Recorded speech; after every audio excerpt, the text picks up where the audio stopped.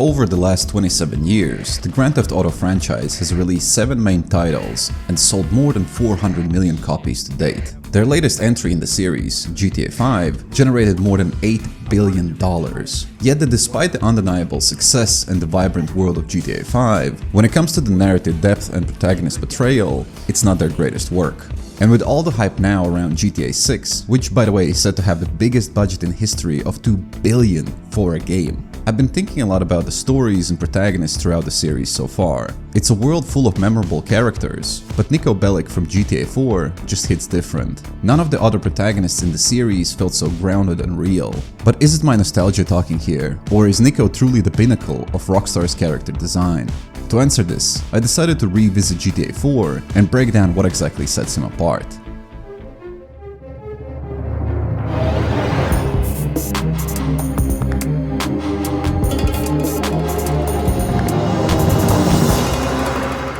While most people in 2008 were enjoying keyboard cat memes, listening to Soulja Boy, or talking about this new thing called an iPhone that just came out, gamers were playing GTA 4, which introduced them to Niko Bellic, a character whose journey from Eastern Europe to the promised land of Liberty City encapsulates a narrative richer than any campaigns before or after. Unlike the crazy heists of GTA 5 or the sprawling criminal empires of previous entries, Niko's story is one of hope, disillusionment, and survival. From the moment he steps off the boat, greeted not by the American dream, but by the grim reality of his cousin Roman's broken promises, Niko's narrative sets a distinctly different tone. The game drops us into a story that's not about achieving the highest level of criminal success, but about seeking redemption, understanding the cost of survival, and navigating the complexities of family loyalty in a foreign world.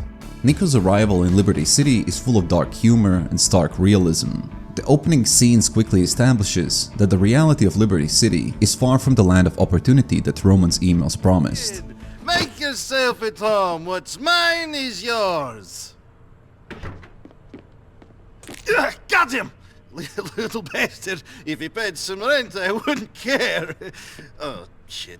Oh, that's not nice. Cousin, it's so good to see you.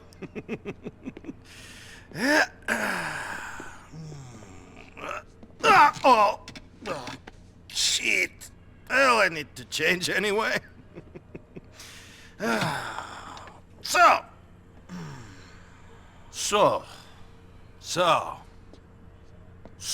you full of crap or what? What? Where's luxury condo? Where's sports car? Where's Barbara with big titties and Stephanie who sucks like a vacuum? What are you talking about? In your letters to my mother, in your letters to me, all I hear about is Mr. Big, Mr. Roman, living the American dream. Sports cars, condos, women, money, the beach, opportunity. I come here and the only thing big about your life is the cockroaches. That's right. I got the best cockroaches, I got the best nuts. Screw you, you idiot. Okay, I'm an idiot, but you must admit, I have the best line in bullshit you ever heard. Yeah, this I know, asshole. But here, all I needed was one good guy.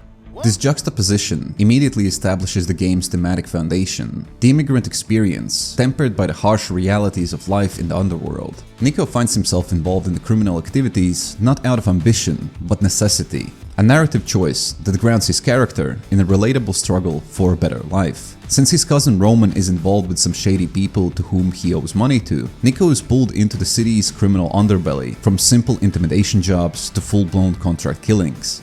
Each crime showcases Niko's adaptability and instincts, yet each is also believable because of his background. When I was in the army, we were going on a mission to ambush a squad who had killed a lot of innocent people. They were our enemies, but we never did it. There were 15 of us, all boys from the village. But one of us betrayed the group. It was a setup. For money. 12 people died. 3 escaped. I know the traitor was not me. So for 10 years, I've been searching for the other two. One of them lives here. Why are you telling me this now? Do you always get sentimental after you kill people?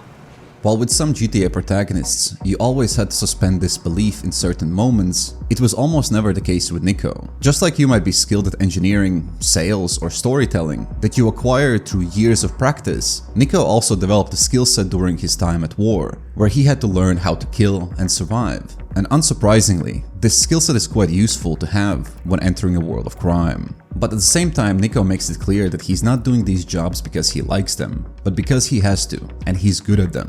It's a distinction that sets him apart from the glorified anti-heroes often celebrated in underworld narratives. He's not in it for the thrill. He's in it because life offered no other alternatives. This pragmatic approach to crime underscores the deep-seated survival instinct refined through the horrors of war.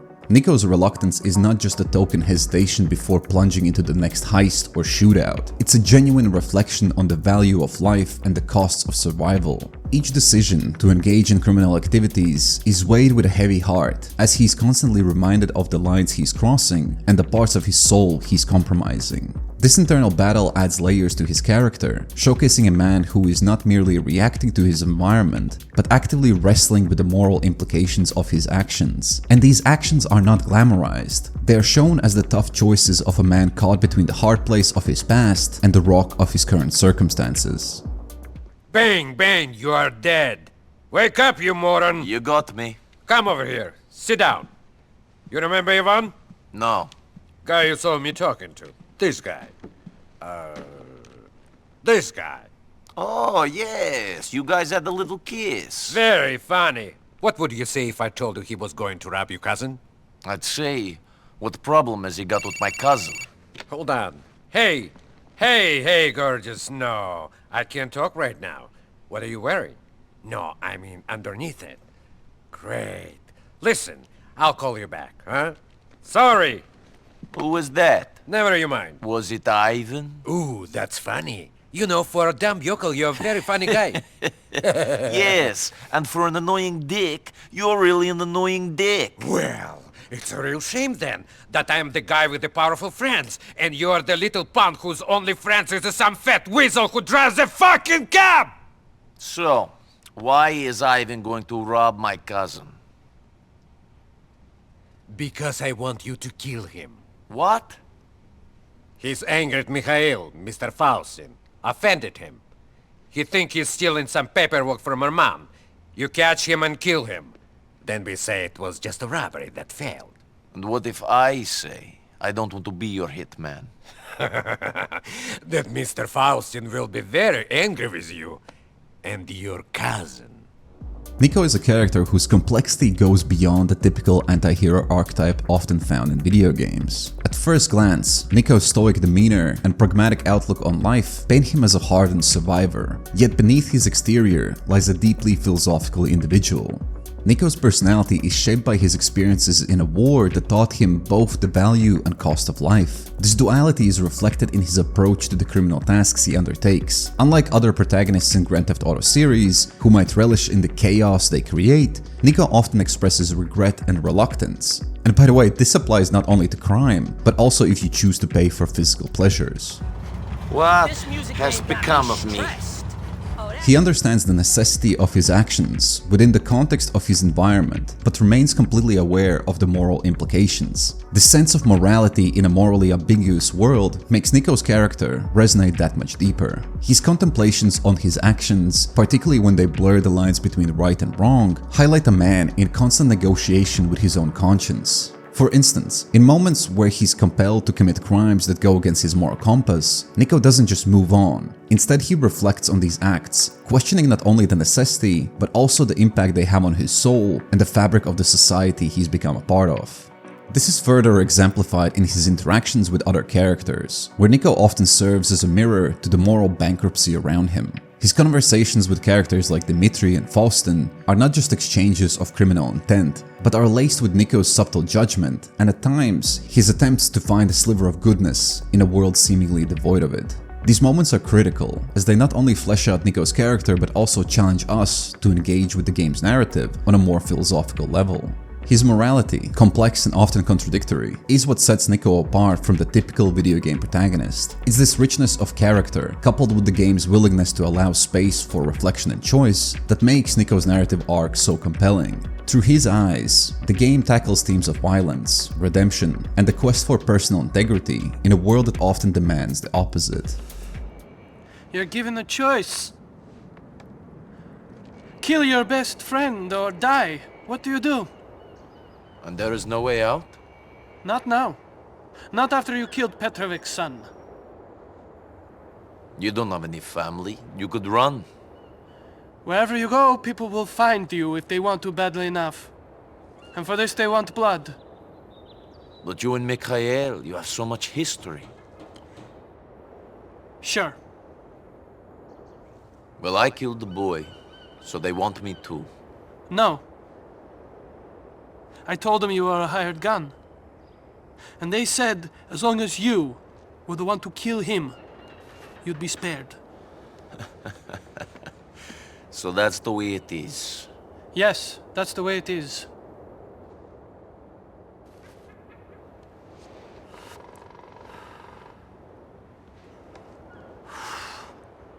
He'll be leaving his house in a little while and heading for the club. Do what you have to do. You know, if there's one thing I've learned, it's that we must obey the rules of the game. We can pick the game, Niko Bellic, but we cannot change the rules. Although it's not a lie that Niko arrives in America to start a new life away from his past, there's additional motivation for his arrival. He's also on a mission to find a person responsible for betraying his unit during the war, a betrayal that resulted in the deaths of his friends and irreversibly altered the course of his life as well. This quest for revenge, on the surface, is a straightforward motivation, yet as the story unfolds, it becomes clear that Niko's journey is as much about seeking redemption for himself and making sense of his past as it is about exacting revenge. The concept of redemption in Niko's narrative is multifaceted. It involves coming into terms with his own actions during the war, understanding the impact of those actions on his present life, and finding a way to live with the guilt and trauma he carries. His interactions in Liberty City, both criminal and personal, serve as a backdrop against which he confronts these themes. The people he meets, the jobs he takes, and the decisions he makes all feed into this broader quest to find peace within himself. There is this powerful scene in the game where Niko opens up to someone who's basically a complete stranger that shows us how much grief and trauma he actually carries with him. It happens when he arrives to speak with one of the mobsters and ends up sitting down for a tea with his wife while waiting for him. You want some tea? Sure. Mikhail doesn't let me use this anymore. Says it makes us look like barbarians, uncivilized, like immigrants. Oh yeah? I know what you're thinking. It is a bit funny coming from him.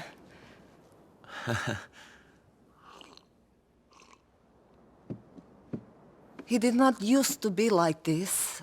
When we were young, at home, he was beautiful. He was happy. He made me happy. But then something changed, years ago. I never quite knew what it was. So many years I wondered what it was, or what was wrong with me, that I did not see it in him.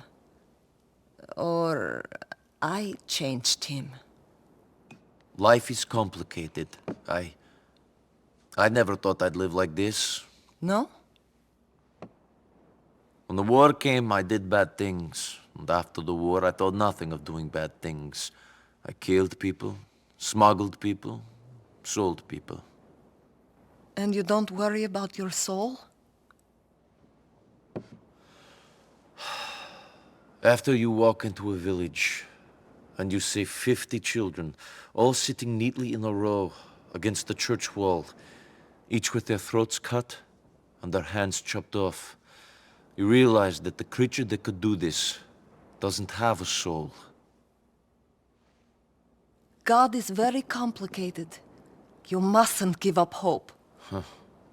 Well, I don't know about that. Niko's pursuit of the traitor becomes a symbolic journey towards confronting his own demons. Each step closer to his target forces him to reflect on the nature of loyalty, betrayal, and the cost of revenge. For example, when Niko finally confronts Darko, the man responsible for the betrayal, he's presented with a choice: kill Darko and complete his quest for vengeance, or let him live, symbolizing Niko's decision to move beyond his past and seek a different kind of redemption, one that doesn't end with more blood on his hands. Choosing to spare Darko doesn't negate Niko's desire for revenge, but rather signifies a pivotal moment in his quest for redemption. It marks the point at which Niko recognizes that true peace cannot be achieved through revenge. This decision reflects Niko's growth throughout the game, showcasing his journey from a man consumed by vengeance to one seeking redemption through understanding and forgiveness. Niko, hello. Reci mi zašto? Zašto? Zato što smo bili prijatelji. Svi smo odrasli zajedno. Mitar, Dragan, Goran, Mio. Mogu da nastavim. Sviju, a? We were friends, but I had other friends! Friends that Goran and his guys killed. My fucking neighbors! Because of what? Because of shit! Lies! Fucking lies! So that makes it okay to stab your friends in the back? When everything you believe is shown to be shit, you make strange choices. Fuck Yes. you! Strange choices? How much? 1,000. You killed my friends for $1,000. How much do you charge to kill someone? You ruined me, you fuck! I needed the money. I had problems. You're a fucking junkie! Kill me then! You fucking hypocrite. Trust me. You'll be doing me a favor.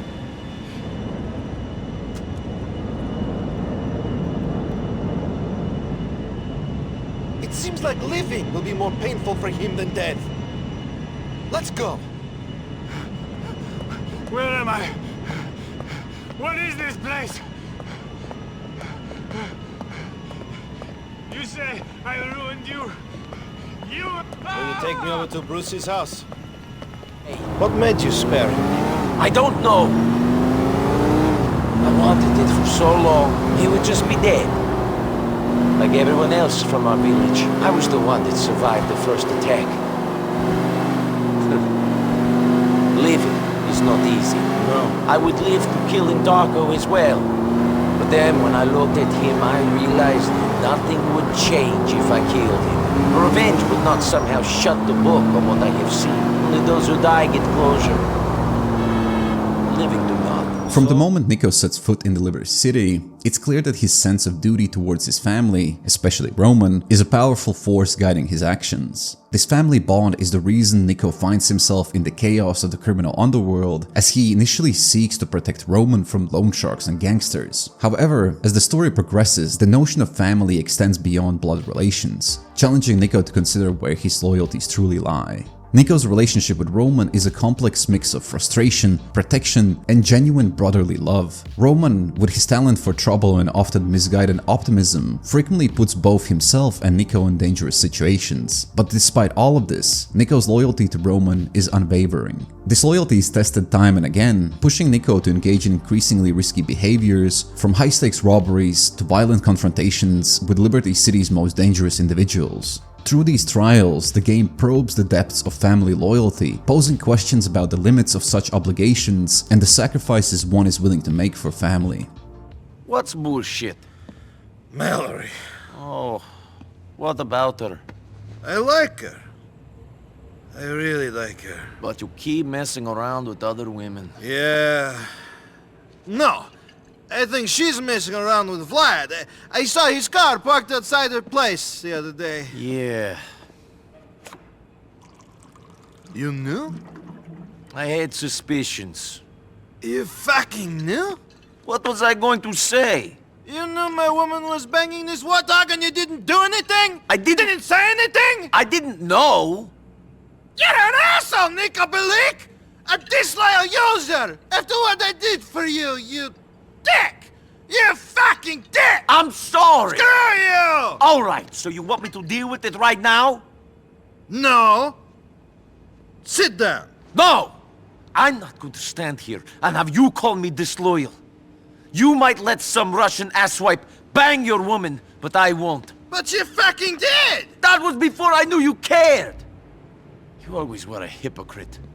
Beyond his bond with Roman, Niko's concept of family expands as he forms close ties with other characters, such as Little Jacob and Becky McCreary. These relationships are built on mutual respect and shared experiences in the criminal underworld, highlighting a different aspect of loyalty. With Little Jacob and the McCreary family, Niko finds a sense of belonging and a camaraderie that he lacks with his own blood relatives. These connections underscore the game's exploration of chosen families and the idea that loyalty is not solely defined by blood, but by the bonds forged through shared trials and tribulations. Just don't ask me how Niko, a recent immigrant to America, was able to understand Little Jacob so easily. Whenever I had a mission with Little Jacob, I kept crashing my car because I was trying to read the subtitles to figure out what exactly he was saying. Alright, let me explain. It's a business thing going down there. Right. They are selling weed, but they're not supposed to sell weed. And they're not cutting them in. Okay. So when you go down there and deal with them. See? Right, it's not going to be cheap. Where do I find them? Cheap? Cheap, my youth? You worry about cheap? We not worry about cheap, you know. The boy them dip on the corner, me say the boy them other things and my corner that and thing and me say every corner on my corner and thing and me no like that to the boy them go on and say, oh, they want to give me my money. Oh, something go on with that. However, the complexities of family and loyalty are most felt in Niko's dealings with some of the darker aspects of his new life in America. The betrayals and moral compromises Niko encounters forces him to constantly reevaluate his alliances and the true meaning of loyalty. When faced with betrayal, Niko's reactions are a testament to his internal struggle between his sense of justice and his loyalty to those he considers family, be it by blood or bond. Moreover, the game doesn't shy away from consequences of Niko's loyalties. Decisions made out of allegiance to family and friends often lead to unforeseen repercussions, affecting not only Niko, but also those around him. These moments are crucial, revealing the weight of loyalty and the often heavy price of maintaining it in a world full of corruption, greed, and betrayal. Through Niko, the game presents a nuanced exploration of these themes, challenging us to consider the value of loyalty and the lengths to which one might go to protect those who they hold dear. Man, this is out of control. I know. What are we going to do? I don't know. We're going to die. I don't want to die, man. Not like this. How would you like to die? Having a threesome on my 100th birthday? I don't fucking know. I'm scared, you cold bastard. What are we going to do? I'm not cold. You're cold. All you care about is revenge. Getting your own way. And all you care about is money. And gambling it away on the internet. Oh, isn't America great? I get to sit in front of a computer and play Mr. Rich Man and get into debt with crooks. Okay, I messed up. I know I did. I thought things would be different. I don't understand this place so good. Oh man, what are we going to do? Stop sitting in front of the computer gambling our money. Stop getting into illegal card games. Stop spending all our money. Yes. Thank you. And stop thinking about the Russians.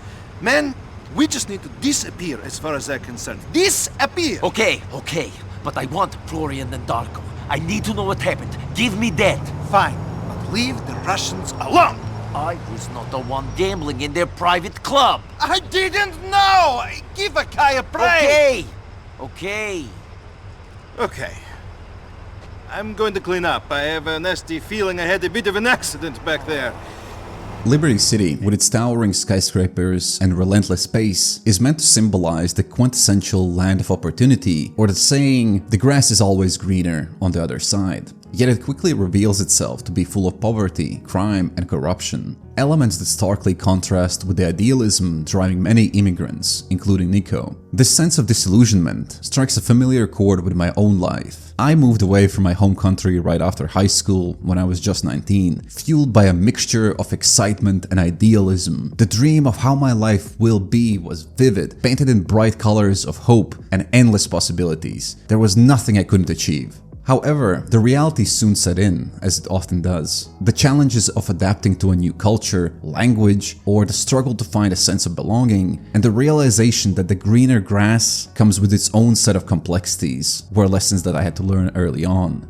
Of course, my experiences did not mirror Niko's to the extreme. The streets I walked were not full of crime and corruption like in Liberty City. However, the underlying feeling of disillusionment, of the gap between expectations and reality, that resonates deeply. It's a shared feeling among many immigrant stories, a rite of passage that often involves confronting the harsh truths behind the rose-tinted glasses.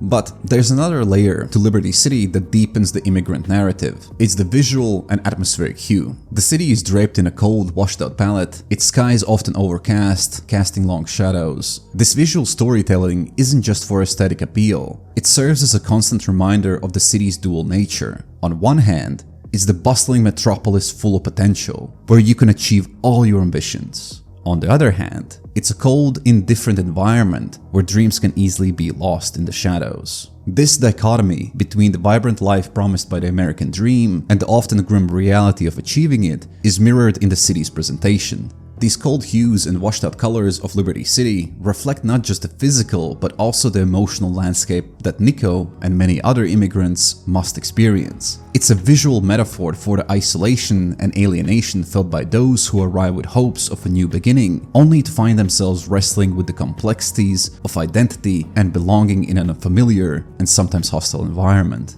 But at the same time, Niko's resilience in the face of these challenges also symbolizes the immigrant spirit. Despite the disillusionment, he pushes forward, embodying the perseverance and hope that drives so many to chase their dreams across borders. Combining the immigrant experience with a distinctive atmosphere, GTA 4 crafts a narrative that is as much about the environment as it is about the individual. Niko's journey becomes a powerful exploration of what it means to start fresh in a land that promises so much but guarantees so little. Through his eyes, we're given a glimpse in not just the life of an immigrant, but also into a city that embodies the very essence of the American dream's complexities. Liberty City, with its cold, unfriendly colors, stands as a testament to the challenges and realities faced by those who dare to dream of a better life.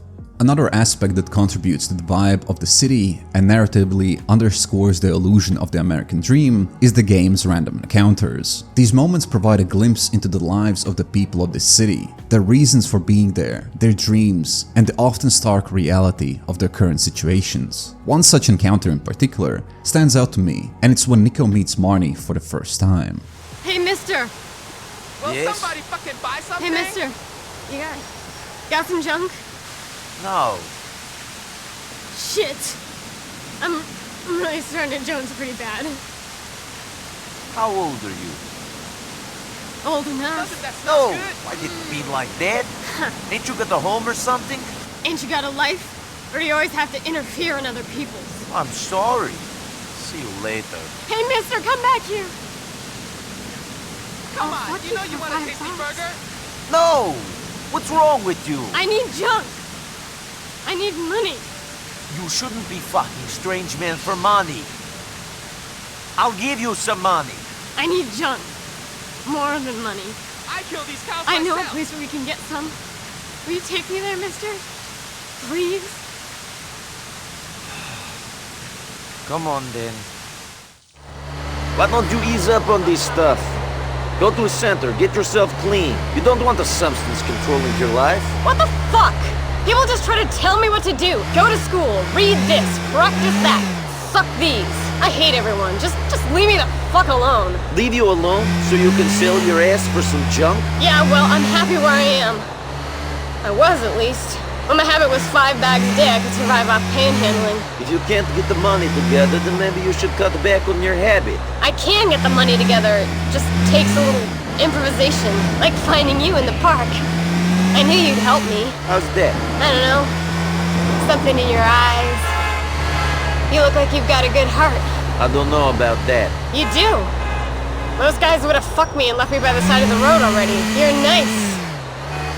What's your name? Niko Bellic. Nice to meet you, Niko. I'm Marnie. Man, I'm jonesing. Hard. It's been too long. Fuck. This shit is uncontrollable. Think about going to a clinic. Turn into some methadone zombie? I don't think so. I quit. I do it cold turkey and by myself. Not that I want to quit. I'm having too much fun. You seem to be having a great time. Hey, is is it. You got the cash? Here you go. Good luck to you, kid. You need it. Thanks, Niko. You're real sweet.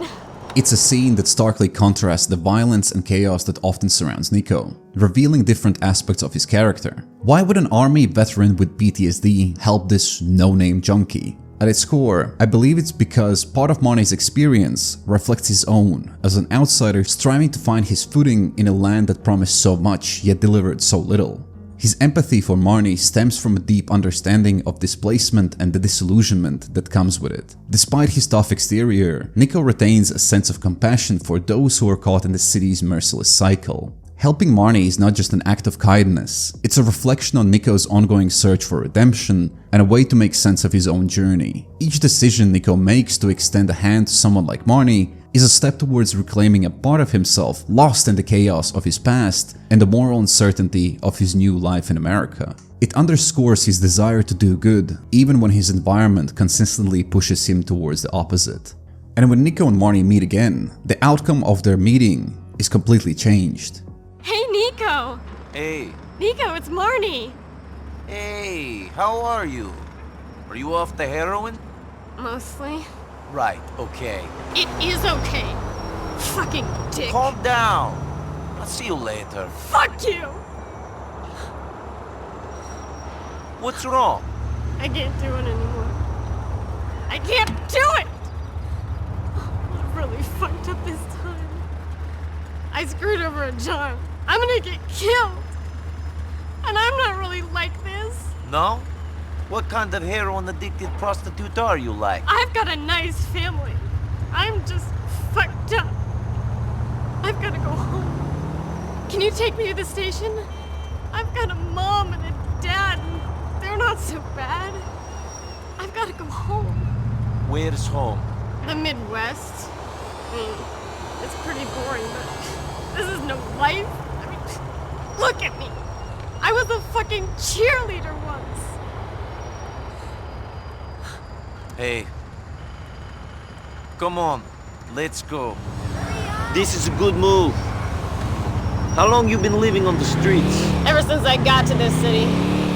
On my way here, I actually thought it was gonna be different. Thought that in Liberty City, everybody was a somebody. Maybe some big producer was gonna discover me on the street. Didn't go like that, did it? Well, some producer discovered me, but I didn't exactly end up in a Vinewood movie. I ended up with a 2-bag-a-day habit. Videos of me doing shit I hadn't even heard of on the internet. Motherfucker. They pick us up when we get off the bus. Girls and guys. Wish I'd known that before I got here. I wish you had too. Here we are, Niko. Thanks a bunch. Have some cash, Marnie. Look after yourself. I'll try, Niko. Thanks. I was right. You are sweet.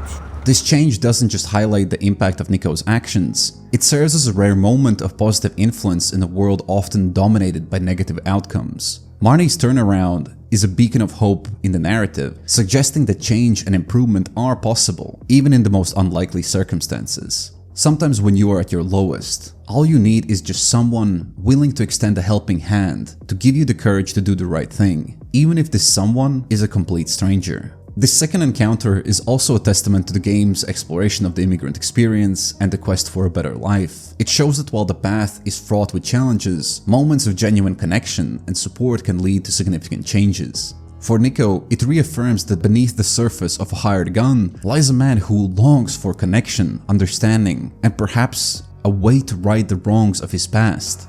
Unlike most stories in GTA 4, Marnie's story ends on a positive note. After the second encounter, Niko receives an email from her that she has moved back with her family, she's off the drugs, and she has enrolled into college to become a psychiatrist.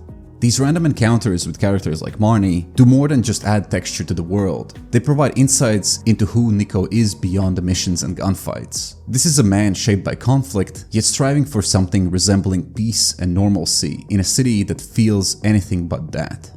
So why is Niko Bellic the greatest character in Grand Theft Auto series? First and foremost, Niko feels like a real person. His struggle to find semblance of peace in a world full of crime and betrayal mirrors the complexities we all navigate in life, minus the crime part probably. He isn't just surviving. He's trying to make sense of the world around him, aiming to carve out a place where he can belong. Just like you might be trying to navigate the early years of adulthood, figuring out your career path while balancing personal values and relationships amidst all the chaos of life. This quest for identity and purpose amidst the chaos makes Niko's story not only engaging, but truly relatable. Moreover, Niko is defined by his beliefs and morals. Unlike many characters who navigate game worlds with a clear-cut sense of right and wrong, Niko lives in the gray areas. His values are constantly tested, and it's his unwavering commitment that what he believes is right, despite the cost, that leads a weighty significance to his actions. This moral complexity elevates his character, making his journey not only captivating, but also deeply thought-provoking. Niko's conflict and self-reflection add layers to his character that are rarely seen in this medium as well. He questions his actions, he struggles with guilt, and contemplates the consequences of his choices. He makes mistakes, he's flawed with a complex inner world, but therefore human, just like all of us, just living from one mistake to the next. His narrative is also set against the most serious storyline in the series. The backdrop of war, immigration, and the search for the American dream provides a deep story that explores themes of loss, betrayal, and the quest for a new life. And there's so much more that makes Niko Bellic stand out. His dark humor, his interactions with city's inhabitants, and his moments of vulnerability all contribute to a character portrait that is unmatched in its complexity and realism. While GTA 4 might have not survived the test of time in terms of replay value, Niko definitely is a character whose story I will always remember. A man on a quest of revenge, a man with a dream, a man trying to find a place in this world. And that's exactly why Niko is such a great character. He's just a man. So here's hoping that GTA 6 provides a story and characters that can live up to this level as well. But what about you? What about you, cousin? What? What about me? Why you leave home after all this time? First I hear you running with the wrong kind, then I hear you join the merchant navy, now you're here. You never tell me anything. No. What do you mean, no? No, I never tell you anything. Another time. Ooh, mystery man, strange and exotic sailor. What happened? Did your captain make you pregnant? Screw you! No, it's nothing like that. The ships were fine. It was before that. Two things. You remember, during the war, we did some bad things. And bad things happened to us. War is where the young and stupid are tricked by the old and bitter into killing each other. I was very young and very angry. Maybe that is no excuse. Roman? Roman! Are you sleeping, you fat fuck? Come on! If you enjoyed this video, I also made a video on why you should play Red Dead Redemption 2 you can check out next. Thanks for watching.